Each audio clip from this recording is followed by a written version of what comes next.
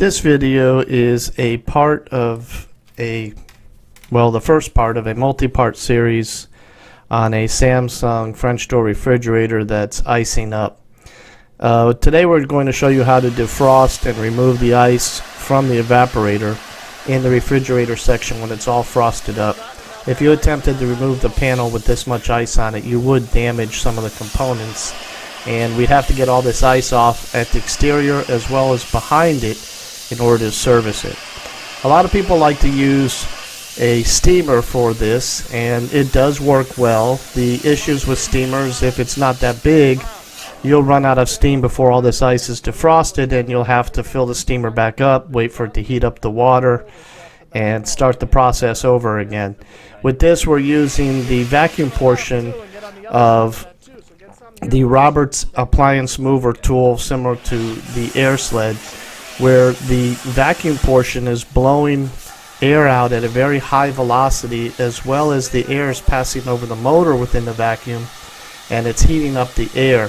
So this is a lot better than using a heat gun, which would melt everything. This gets the air hot enough to melt the ice, as well as the velocity of the air is moving so fast it sort of blasts the ice away.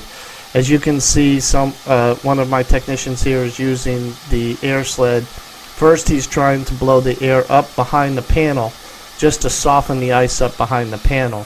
And then what we do is we'll start moving it in different portions. Now, this evaporator was totally frosted up and took about 20 minutes to completely defrost. Once it's completely defrosted and open up, we're going to go through the testing and diagnosis of, okay, well, now that the ice is removed, where do we go from here? This process of defrosting took about 20 minutes to totally defrost and get the unit open. But what we're going to do is we're going to remove all the ice, and then we're going to test all the thermistors and identify the components in the back panel, and then we will go ahead and actually do the repair and show you how to service the unit.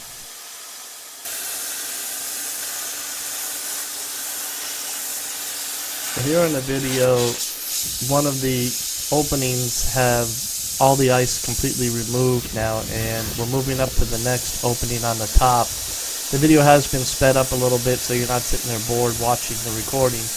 But what we like to do is to get that air inside the opening and allow that pressure just to blast that ice away. This does take a little bit of time when that ice is really thick like this, but it does not only remove the ice that's right there in the opening, but that air is also getting behind the panel and melting all the ice that's built up behind that panel. So this really does help, as steamers do help out, but after they get a little bit further away, the steamers don't have the velocity of air movement like this vacuum does. So I really like this as far as a tool used to remove the ice. I've been using something like this now for quite a few years. As you can see now, we moved on to the third hole opening, and as the ice just disappears, you can sort of just see it melting away as we're going, and it is seem to be moving pretty fast for ice. If you used a steamer or used water, you got to be careful because it does make a mess everywhere. Where this is, not only is it melting the ice, but it's also causing some of it to evaporate into the air, which means there's less ice for us to pick up and to clean up as we're doing this.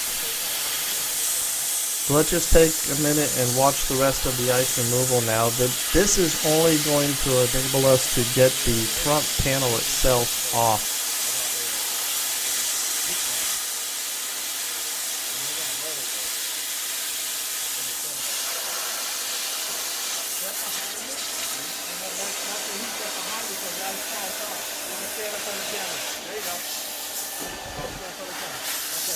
Yeah, like create a small hole and try to get that heat in there.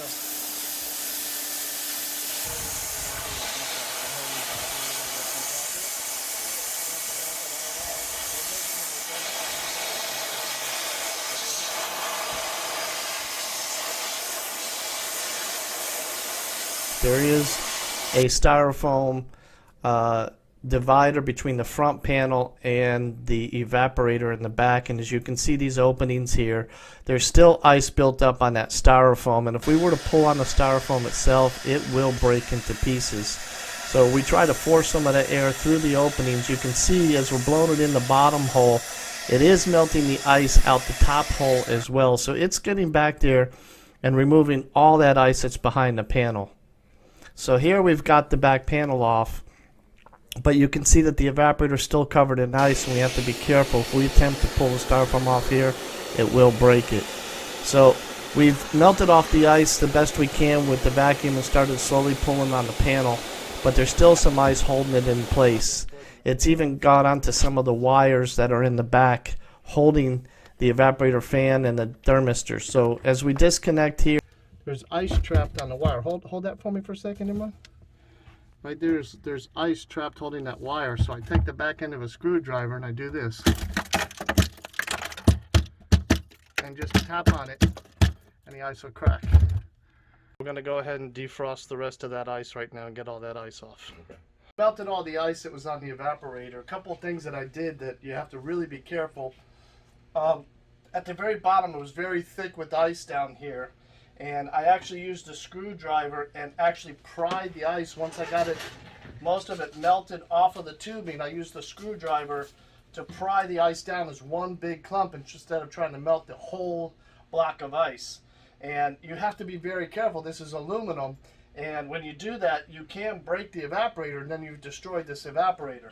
The other thing is there was a lot of clumps at the top, and what I like to do is use the back end of a screwdriver and tap on it. But again, this is all refrigerant tubing. You have to know where to hit it and how to hit it. And if you tap it just the right way, the ice will break off of the tubing instead of trying to melt every piece of ice. Now you want to make sure when you're done that you've cleared all the ice, even out of this area here, because this is where it drains. And if you get ice clump in here after you've done all this work and the ice gets stuck in here, it's going to cause a restriction on the drain, and then we're going to have another problem again.